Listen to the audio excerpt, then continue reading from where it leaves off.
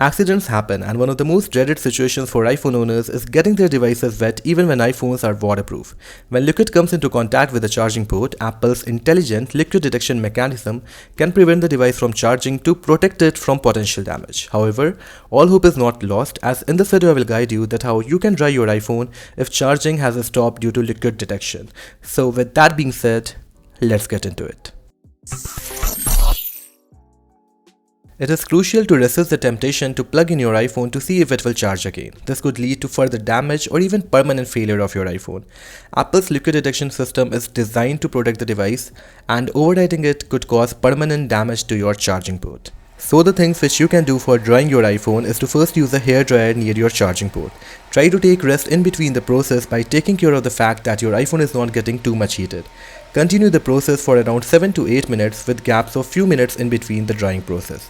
You can also try a vacuum cleaner with thin pipes, which will really help pulling out water droplets from the charging port. And in case if you're not having any hairdryer at your home, you can prefer going to any nearby salon. So in case if you are unable to arrange a hairdryer, then you can switch off your iPhone and keep the phone in sunlight for around an hour. And it will really dry your charging port, and you will be able to charge your iPhone again after that. Moving forward with another trick is to use any small size or thin brushes which can pull a bit of liquid from inside the charging port. Also, you can buy this multifunction brush from the link given below in the video's description. The another trick is kind of funny, but that's something you can do if you are not having any hairdryer or if it's not a sunny day, is to blowing inside the charging port from your mouth.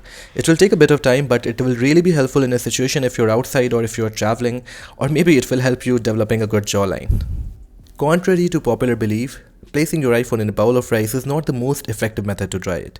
While rice can absorb some moisture, it is not efficient enough for electronics, but it really worked for my friends most of the time.